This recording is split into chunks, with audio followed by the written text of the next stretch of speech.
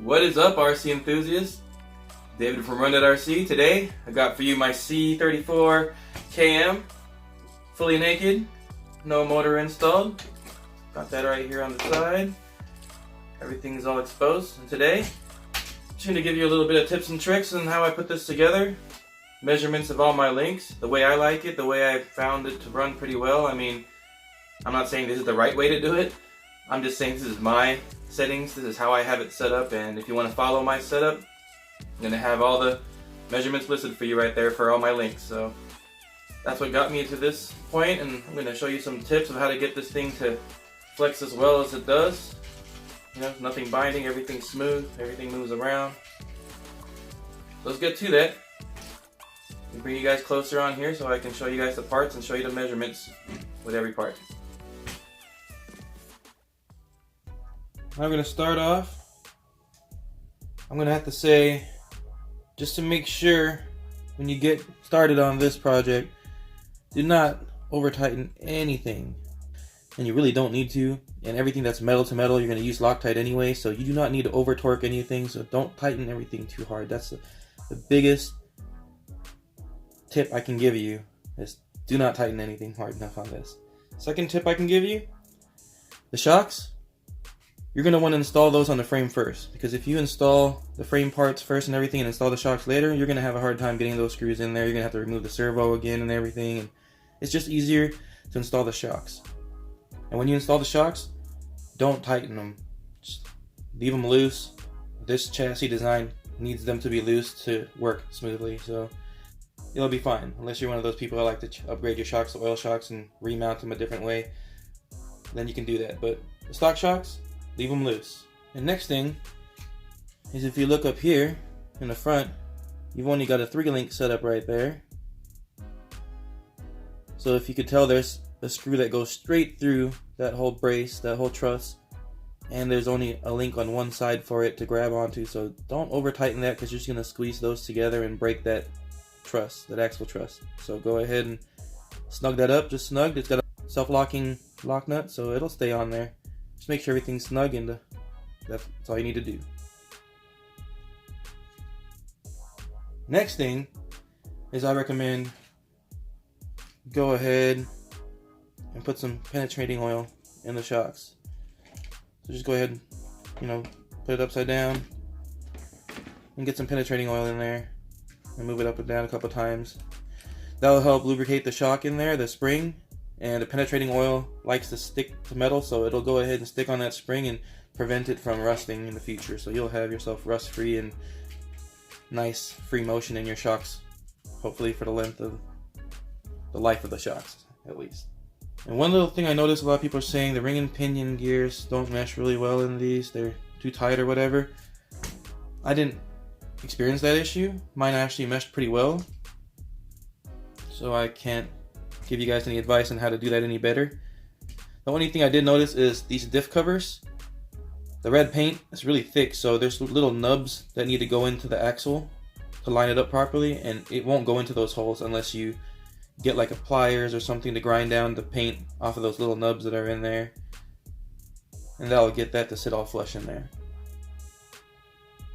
And then second advice for installing or for assembling your axles is the outdrives that attach to the wheels. Go ahead and don't install those right away. Just go ahead and assemble this whole axle and put the axle halves together and the pumpkin and assemble all of that. Assemble all this before you go ahead and put that on and tighten it, because I've noticed when I did assemble these first and put these on all together, when I went to put the two halves of the axle housing together, I put these in too close, and that's what caused the binding of these wheels. So it wasn't the actual gears themselves stopping the wheels from turning, it was the outdrives, the hexes, the 5mm hexes that go on the outsides right here. They were installed too far inwards, and they were causing binding right at this point.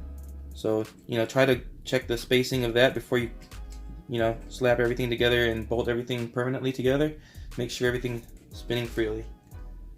And that was one thing I noticed that did a lot of binding. That was front and rear for me. I had that issue when I just assembled them right away and didn't adjust that. So go ahead and don't put those all the way in. Leave them a little bit of space there, and you'll get those 5mm outdrives to sit there properly and you'll have no binding and the truck will be smooth. I mean, look how quiet this is.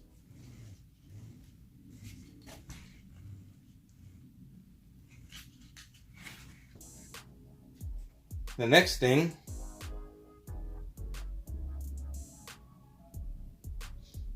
remember, always use Loctite on anything that's metal to metal. So you're screwing a metal part into another metal part, like the axles.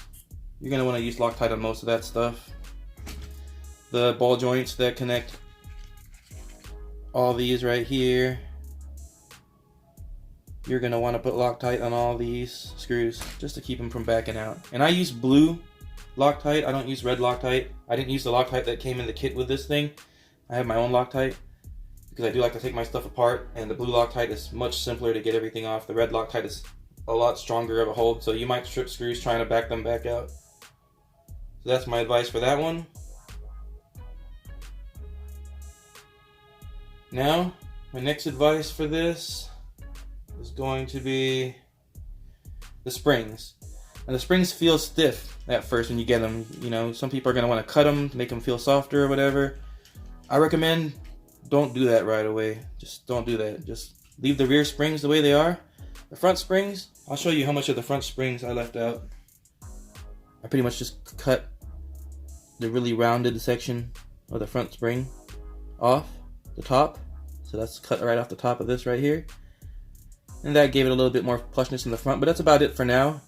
And the reason I say don't cut your springs yet is because after you lube them up and you go do a couple runs, they will soften up. And that's what happened to my blue Hilux back here that you see in the background right there.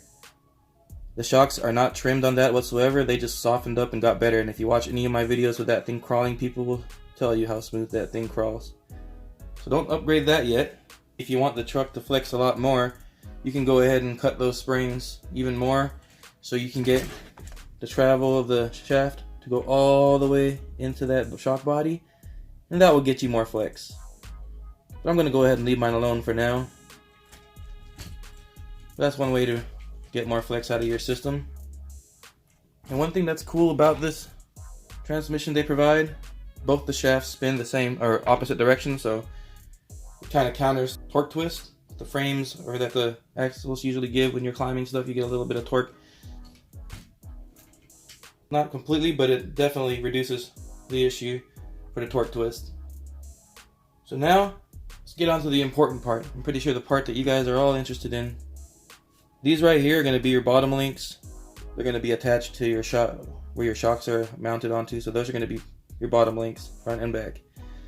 So my front bottom links, that's going to be measured from here to here. So I'm not measuring it from the rod end to rod end. I'm measuring just the metal shaft itself, what's exposed. So you just measure that to there, and that's going to be 2.2 centimeters. The upper one, the single one up front, that's going to be 2.4 centimeters. The rear ones, the rear bottoms, are 2.4 centimeters, and the uppers are 2.5 centimeters. Now the Panhard bar is 2.2 centimeters. The top steering link that connects to your servo is 2.7 centimeters. This actual bar that connects the two wheels together, steering linkage right here, it's going to be 5.5 centimeters long. And yeah, that's how pretty much I set it up. I'm not saying this is going to be the most ideal setup. The reason I did this, and you can't really tell in the picture or in the video, but my axle pumpkins, where the drive shafts connect to, they're angled a little bit upwards. Not much, but you'll notice it when you do follow these measurements. You will have your pumpkins or where your drive shafts connect to, you're going to have those angled a little bit upwards, which I kind of like. It relaxes the drive shaft angles a little bit, and everything seems to run a lot smoother that way. So go ahead and give that a try. At least it'll give you a base of where to start, and you can go ahead and adjust your links from there if you want it to be more flat, or if you want it to be more of an angle, or if you want the wheelbase to be longer or shorter. This one I feel feels good, looks good installed on the truck this way. The wheels are good spacing to their wheel wells, so I like it. So yes guys, next thing I'm going to go ahead and do, you notice this transmission and motors out of the vehicle. It's good for crawling around if you have small space and you're just going to crawl around a little course you assembled. But if you're going to go on trails and walk around trails like I do, carry a bunch of batteries in your pocket, possibly hike about 10 miles, you're not going to want to pick up your rig just to get to the next crawling section. No, you're going to want to just drive it around, right? So, well, there you go, guys. That's my setup so far for this thing. You know, hopefully it works out for you guys, and hopefully it's a setting you guys find to be adequate for your needs, because I did spend all weekend trying to figure it out. I really didn't like how tight everything was on this thing at first. I couldn't even do this to it or make the front end smoothly go up and down like this, but after setting up all those links to those lengths and leaving the shock bodies a little loose on there so it's not too tight, everything feels good now. So put this together with a 2-speed like I said. Got the 2-speed right here. Potential axles I might be using, not original WPL ones, but they look more scale. I don't recommend these. They don't work too good because you can separate them just like the plastic ones, and if you do a lot of articulation and stuff, they might pop off. But since this one's all metal, it's more rigid, and there's a chance that these will work really well with this one. So I'm going to give those a try on that with this 2-speed right here, and these metal gears right here that go inside that 2-speed, made by, they covered the label here, UAV. So it's not an original WPL part as far as I know, but they do seem to be machined well. I have pre-installed them inside this transmission once already just to see if they fit in there. And I'm disappointed they didn't come with extra shafts and stuff, but whatever is inside your 2-speed is all you need to get this in there. So the only thing that won't be metal inside your transmission after you install this is going to be your shift fork. That's still plastic, and I wish they did include a metal one with that, but then again you would have to rip this whole shift linkage and everything out, and everything is pretty much pressed on there. So I guess these guys are just trying to make it simple to just upgrade to metal gears, and hopefully that lasts a lot longer. So yeah, I'll see you pretty soon. I'll do a quick install video of how to put these metal gears inside this transmission and how to mount this transmission onto this rig, and we'll see how that works out. Hopefully I enjoy it. I need myself a faster rig a little bit, you know, but I don't want to use anything more than a 2S. So there you go, guys. Thanks for watching this video. Hopefully it was informative for some of you guys. Hopefully it helps you guys to put these together a lot quicker with all those measurements. And yeah, don't forget to like, comment, and subscribe below.